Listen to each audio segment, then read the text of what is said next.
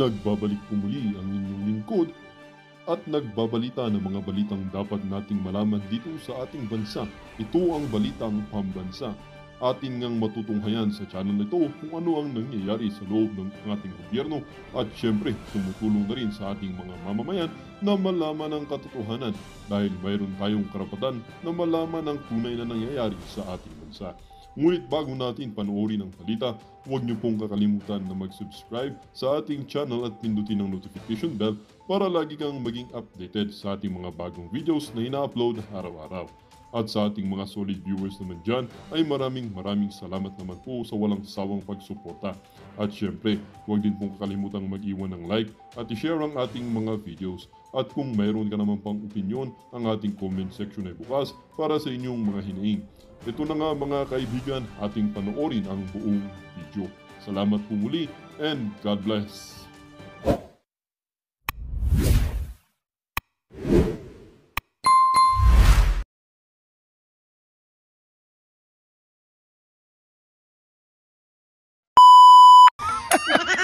Oy, Jong! Re-electionist ba to? Re-electionist? Mag-focus ka nga sa kampanya mo! Tsaka dapat yung bycam wag natin kalimutan. Ano ba yung bycam? Meron na ba? Nakapagpaliwanag na ba yung kongreso ng bycam? Hindi yung bycam. Balik natin sa bycam. Ano na naman yung nagbibiro lang ang Pangulong Duterte eh.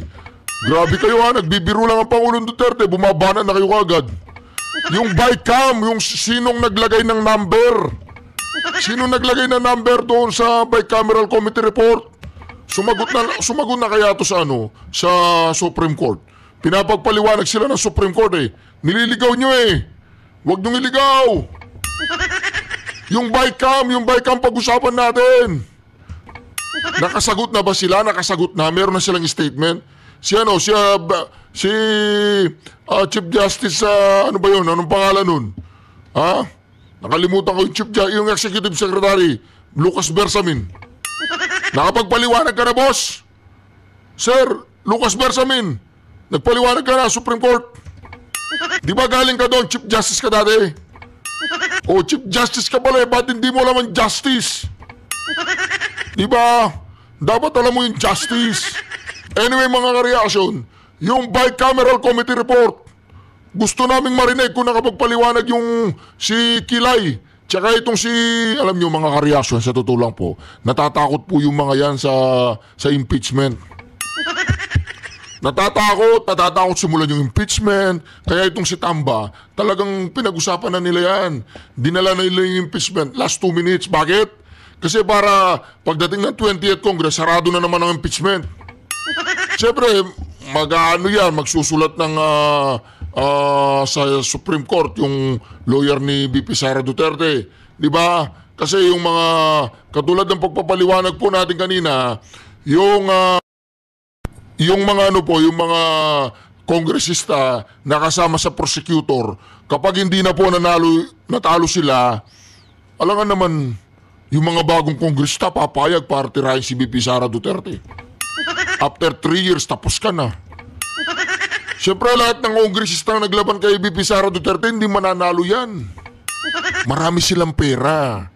Mga kababayan, mga ka-reaction, yung mga kandidatong namimigay ng pera, kunin po ninyo. Kunin ninyo, hindi kinuha ninyo. Tapos ibotin ninyo yung kandidatong hindi namimigay ng pera. Oo, kasi yun, wala siyang natalo, wala siyang nanakawin. Eh yung mga kandidatong namigay ng pera, babawiin nila yan. Namuunan ka lang naman, walang ROI yan. May ROI yan. May ano pa nga yan eh, may... Di po ba mga ka-reaction yan ang sinasabi natin? Yan po ang sinasabi natin. Kinakailangan po maging matalas ang ating pag-iisip. Nililigaw na naman tayo eh. Sinabi lang ng Pangulong Duterte na para maposisyon yung siyam. Katayin yung 15. Masama ba yun? Joke lang. Hindi na kayo mabiro. Ganun kayo kaseryoso. Di ba mga kareasyon? Ganun na ba talaga kayo kaseryoso? Lahat na sasabihin ng Pangulong Duterte, totoo? Ikaw, Jong, napakapangit mo, mukha kang aso. Ibig mo ba sabihin maniniwala ka doon? Papaimbestiga mo na ako sa NBI dahil tinawag kitang mukha kang aso. Joke lang yun. Kahit mukha kang aso, joke lang. Hindi, aso po ni Tamba. Di ba? O pakinggan po natin ito mga kareaksyon. Napakinggan natin to. Ito yung malupit dito. Nagsalita na ang aking best friend na si Director Santiago. O magsalita ka na, sir. O ano na? Yun na nga nagsabi sa akin, Sir, anong masasabi nyo doon sa joke ni President Rodrigo Duterte na lima? O kayo na nagsabi, joke eh. Hindi kayo accepted ninyo, na joke lang yun. No? Ganon. Magaling mag-deliver si Presidente Digong, but then, tingnan natin kung kakagatin pa ba yun ng mamamayan ngayon. Kinakagat ng mga asong ulol eh. Kinakagat ng mga asong ulol. Namo. Di ba kinakagat ni Adjong? Kinakagat po ni Adjong. Siguro tinawagan siya ni Tamba. Hello, Adjong. Oh, magano press release ka, bilisan mo. Habang mainit-init yung yung labing-lima kakatayin. Sabihin mo, oh, bawal yun. Sige na, press release. Di ba mga kareaksyon? Ano kayang masasabi ni Chief Justice kay Adjong? Diba? Masyadong magkaiba, no? The joke of President Digong was delivered in a political rally. Contrary dito sa deklarasyon ni Presidente Digong, ay kitang-kita ng tao na nagjo-joke lamang siya. Part lamang ng rhetorics ng political speech. Alam niyo, in a political speech, ano yan rhetorics. Nung inaano namin yan inaalaw yan ng ating political system. Ang binantaan, 15 senador. Hindi natin malaman kung sino dun sa sitting senators o yung bang kakandidato na senators. Tapos, mawalang galang na si Congressman Adjong at sa iba pa na congressman natin, nag-i-instigate sila na mag-imbestiga ang NBI. Hindi naman sila yung tinatakot yung mga senador Dapat yung mga senador, kung sino man, silang magreklamo. Kung alam nila na sila yung tinatakot na ipapapatay. Ganun po Tingnan po ninyo yung tawa niya. Idol ko yan eh. Pag tumawa yan, may lumalabas ang dila. Ngayon naman tawa, Adjong, para sa yung tawa na yan. Di ba mga kareaksyon? Hindi naman si Adjong ang tinakot. Hindi naman yung kongresista Hindi naman sinabi niyang, sige, sumugi tayo ng 15 kongresista para makapasok yung ating mga kongresista. Wala stick ka, Adjong, ikaw ang nagre-reklamo. Senador ka ba? Ayan tingnan mo yung ngiti ni Director Santiago, Adjong. Yung ngiting yan, yung ngiting aso yan. Di ba mga kareaksyon, nakakahiya po itong House of the Representative, lahat na lang sinasakyan. Mga prostitute ba kayo? Di ba mga kareaksyon, lahat na lang. Binabantayan nila si Pangulong Duterte at saka si Madam Inday Sara. Sabi nila, nagsasalita si Duterte. Nagtawag siya, si Tamba. Mga inayo pa kayo, panoorin niyo si Duterte. Bilisan ninyo, baka may sasabihin naman katarantaduhan yan.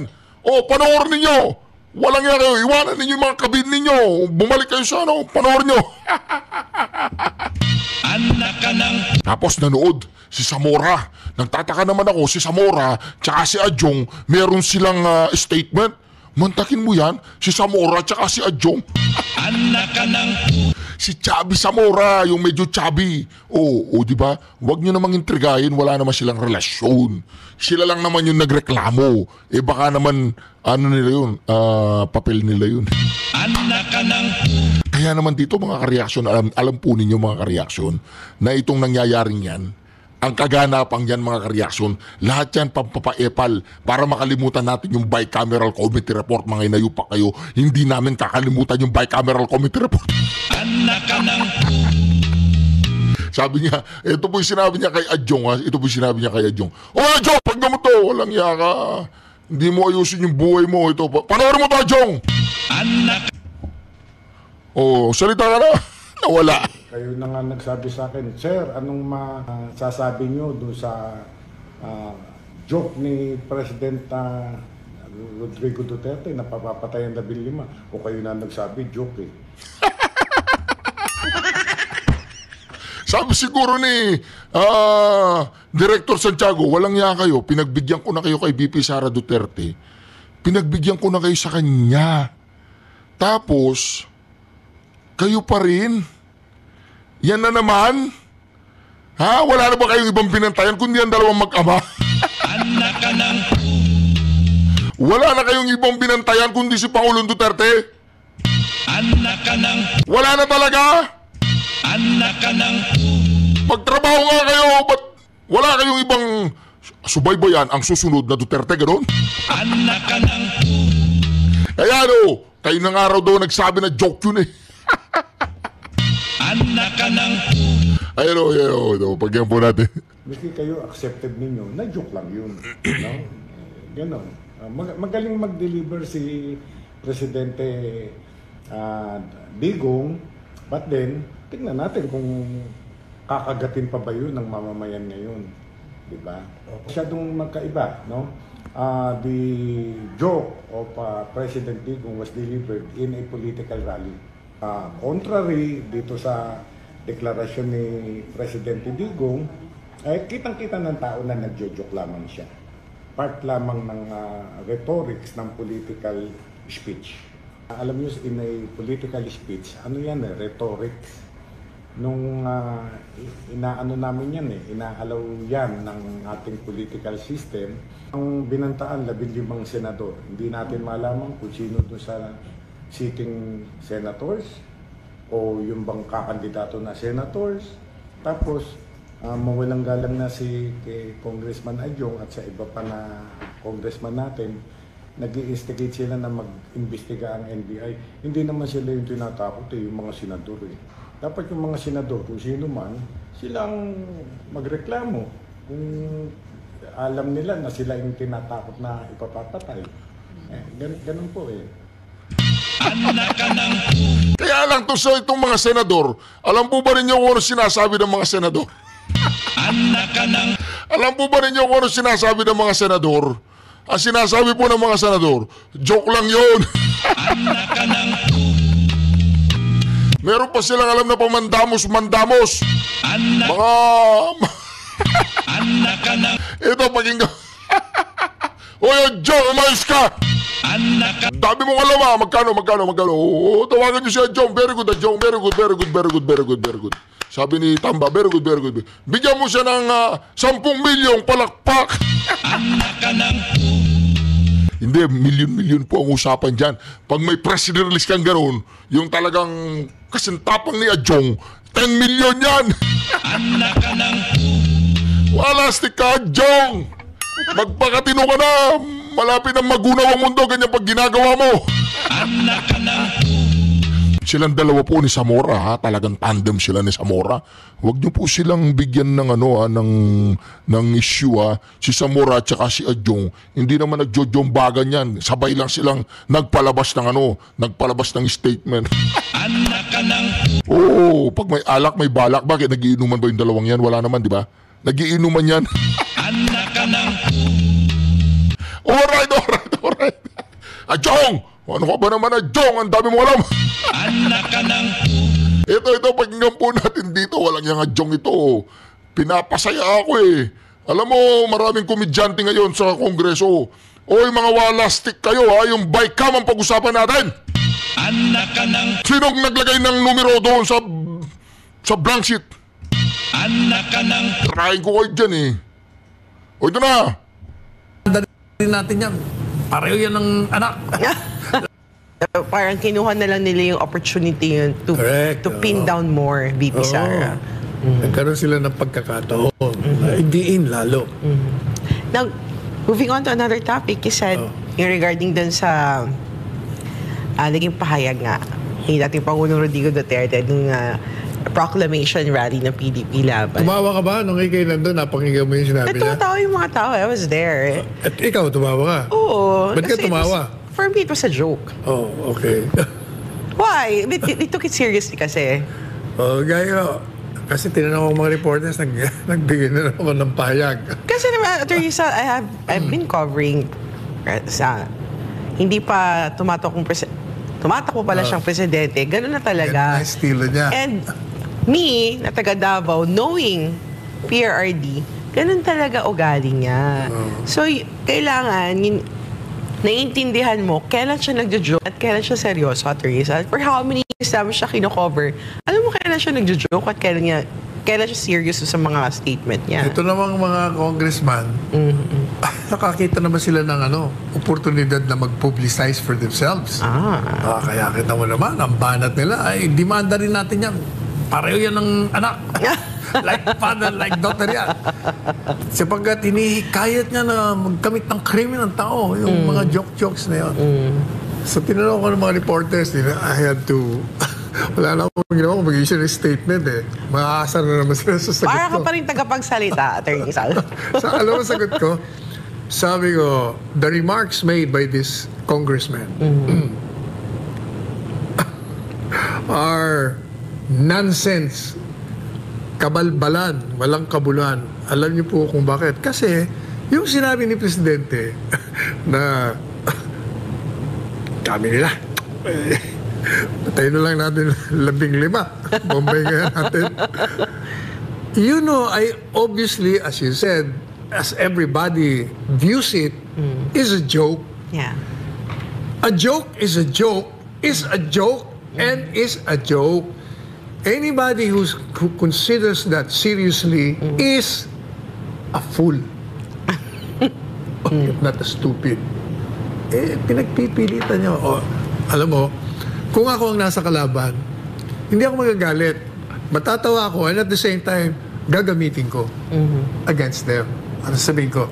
Kita nyo naman. It only shows na kinikilala nila ang pagkabalakas ng lineup natin. Biro mo, i-eliminate pa tayo. Kasi hindi sila mananalo. Kung ako yun, yan ang, kaya sabi ko, sa statement ko, they should welcome that. Because wittingly or unwittingly, on the part of PRRD, that can be viewed as an acknowledgement that the candidates of the administration party is strong and hard to beat.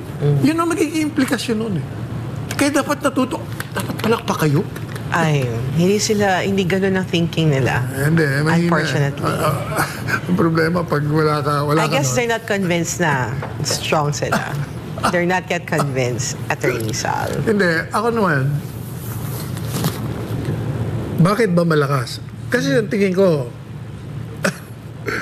tanggapin mo naman hindi, talagang strong Bakit naman hindi magiging strong? Number one, yung mga tumatakbo sa kanila, incumbent senators or returning senators. Or dating mayor o incumbent mayor, congressman, malalakas talaga, kilala. May name Household recall. name na Household name yung iba sa kanila. Name recall na, may face recall. Paano pa? Lahat ng elemento ng pagpapanalo nasa kanila. Number 2, meron silang organisasyon. And they have the resource. Kasi dati na nga silang nandun So, intact yun. Intact yun. Ang buong Pilipinas yung tatakbuhan mo. Ano pa? Ang pinakamalaga, pera. Meron na silang pera. Kasi yung mga dating naging senador, malaki na naipon ng mga yan. At itong mga incumbent din, may mga pera na yan. Kaya talagang malakas. Kung kumpara mo naman dito sa tumatakbo, wala naman mga pera. Siguro, 3 lang siguro ang meron dyan. Inisa-isa mo na anong meron sila. But I don't understand why they are so insecure.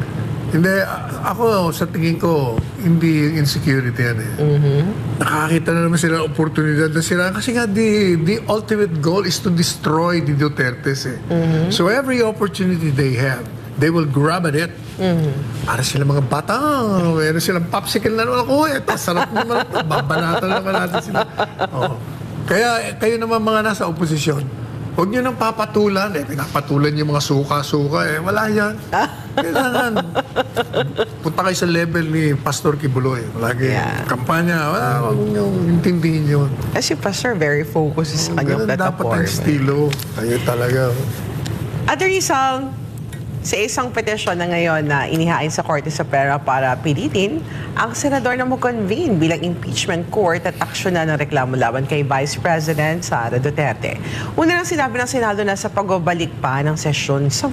O yan na naman no? Nagpunta sila sa Supreme Court para simulan po yung impeachment.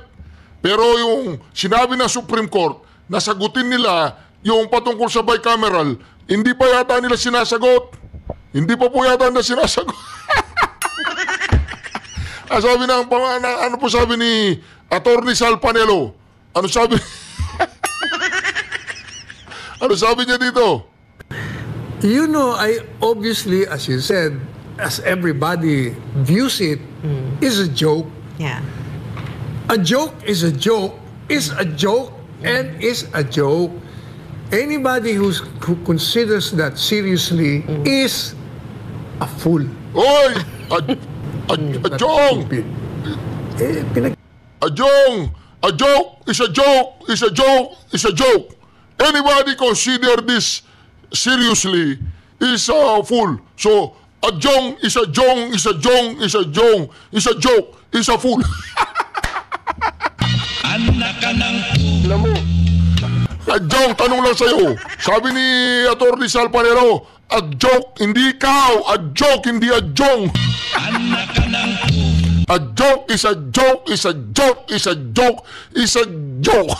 anak ka ng Sabi naman po ni sabi ni Director Santiago, a jong is a jong, is a jong, hindi naman ikaw ang anak ka Bakit ikaw ang nagrereklamo, a jong? Ang tanong lang, bakit napakalandi mo pagdating sa mga issue ni Pangulong Duterte? Bakit landing-landi ka sa hindi po yung malanding, alam nyo na, yung landing-landi siya, kapag may narinig siyang ni Pangulong Duterte issue, lalandi ka agad yan. Pag sasabihin niya, palsya, gano'n, tatawagan niya yung atensyon ng NBI. Sabi nung NBI, supalpal ka ngayon. With all due respect, Adjong, Congressman Adjong, hindi naman ikaw ang pinagbabantaan ng Senado. Bakit umeepal ka? A joke is a joke, is a joke, is a joke. Naintindihan mo yun, Adjong? Ha? Adjong? Oh, pakinggan mo to ha, Adjong. Hindi, ulitin po natin. Makulit tayo dito eh. Malalandi sila pagdating sa usaping Duterte. Ngayon, pakinggan mo to, Idol Santiago. Kayo na nga nagsabi sa akin, Sir, anong masasabi nyo doon sa joke ni President Rodrigo Duterte na papapatay ang 15? O kayo na nagsabi, joke eh. Miski kayo accepted ninyo, na joke lang yun. No? Ganon. Magaling mag-deliver si Presidente Digong, but then, tingnan natin kung kakagatin pa ba yun ng mamamayan ngayon. Diba? Masyadong magkaiba, no? The joke of President Digong was delivered in a political rally.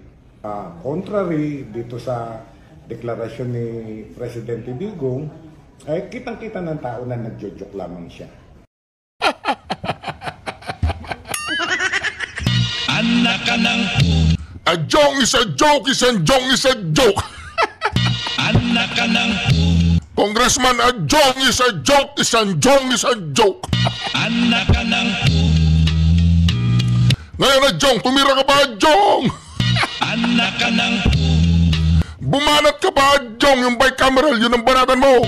anak ka ng Sabihin mo sa NBI, yung bicameral, investiganin nyo yan. Mga kabalintunan ang ginawa nila sa ating budget. anak ka ng Kaya dito mga ka-reaction, tinatarantado tayo ng mga tarantadong ito no? Tinatarantado nila tayo mga inayupak yan. Sinabi na nga joke is a joke, is a joke. Tapos itong si Adjong, kukunin pa niya yung atensyon ng NBI. Yung NBI, makinig kayo, imbestigahan nyo yan. Totodas na siya na 15 senador. Pinahiya po si Adjong. Si Adjong kasi, si Adjong ay isa joke. anak ka ng Adjong! Magsalita ka. Ito, pakinggan po natin to, ha. Pakinggan natin to. Walang yaka, Adjong, ha. Di ba si Adjong po, Siya po yung kongresista. O yung mga Tagalanaw, yung constituent ni Jong, isa Jong. Namo. O, boto nyo para maging kayong isa Jong. Anak ka ng Pagyan mo na dito. Matapos irekomenda ng National Bureau of Investigation o NBI na sampahan ng mga reklamong sedition at grave threats si Vice President Sara Duterte dahil sa naging pahayag nito laban kina Pangulong Bongbong Marcos Jr., First Lady Lisa Araneta Marcos at House Speaker Martin Romualdez. Isang kongresista ang nagbigay ng suhestyon sa NBI na silipin naman ang pahayag ng ama nitong si dating Pangulong Rodrigo Duterte kamakailan.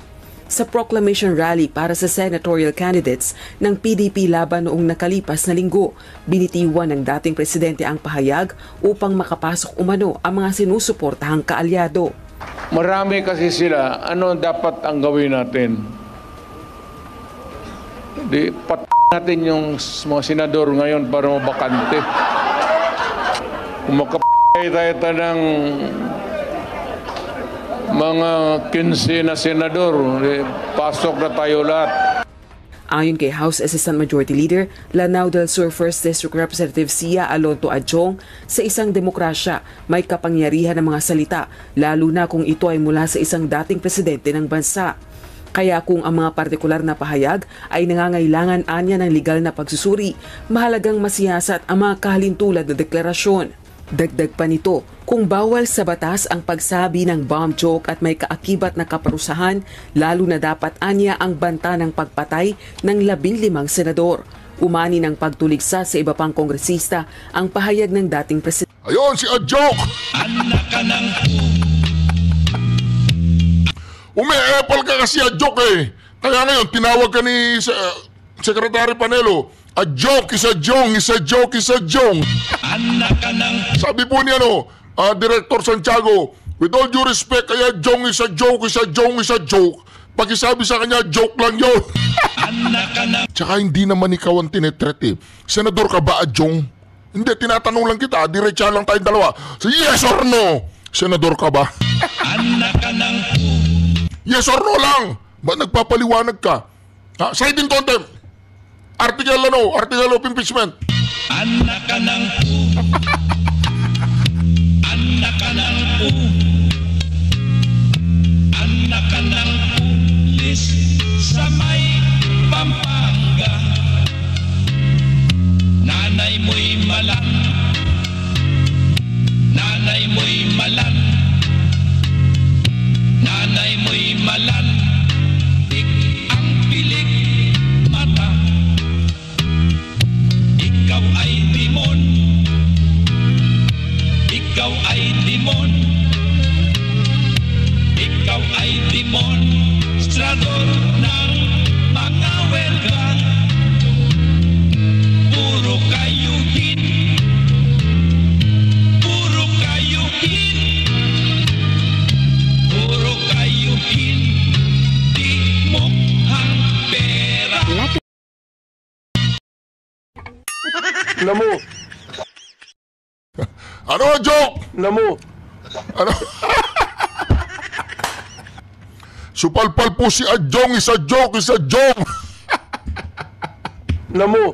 Epal ka kasi ng epal eh. Sa bagay, ano yun? Magkano yun? 10 million yun. Tatawagan na natin. Nai-deposito na yun, 10 million. Tawa kasi ano. Mandar na ang jeep. Sino to? Si Arlene Brosas. Kay House Assistant Minority Leader Gabriela Women's Party List Representative Arlene Brosas, lantaran na pagbabanta at karahasan ang sagot ng mga Duterte sa lumalaking panawagan ng mga mamamayan para sa hustisya at pananagutan.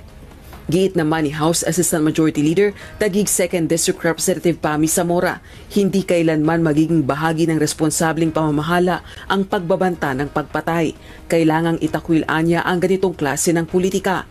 Para naman kay House Assistant Majority Leader Tingog Party List Representative Jude Asidre, inciting to sedition o grave threats ang pagbabanta sa mga opisyal ng gobyerno at hindi pwedeng baliwalain dahil banta ito sa seguridad. Pero para kay dating Chief Presidential Legal Counsel at spokesperson ng Duterte administration na si Attorney Salvador Panelo, nonsense ang pahayag ni Congressman Asidre. Giit nito, biro ang naging pahayag ng dating presidente. Dapat paanyang i-welcome ang pahayag ni dating Pangulong Duterte dahil maaaring pag-amin itong malakas at mahirap talunin ang administration senatorial candidates. Rosa Licod. Anak ka ng Masaya na kayo! Adjong! Masaya ka na doon sa sagot ni sagot ni Secretary, Director Santiago, Adjong! anak. Masaya ka na doon sa sagot niya? Tinawagan mo yung atensyon ng NBI, ngayon sumagot yung NBI. Ikaw ngayon, sagot ka, sagot! Anak. Yes or no, masaya ka na? Yes or no lang, hindi pwedeng magpaliwanag. Masaya ka na ba, Adjong? Hindi, yes or no? Aside in contempt, impeachment, article of impeachment. Anak ka ng Anyway, mga ka-reaction, napaganda po ng ating reaction na video, no? Mag-react po kayo dito, yung a joke is a joke is a joke is a joke. anak ka ng Mag-comment po kayo. Ang ating senador ay siyam lang. PDP laban. Siyam lang. Bato. Bongo. Hinlo. Rodriguez. Marcoleta. Kimbo.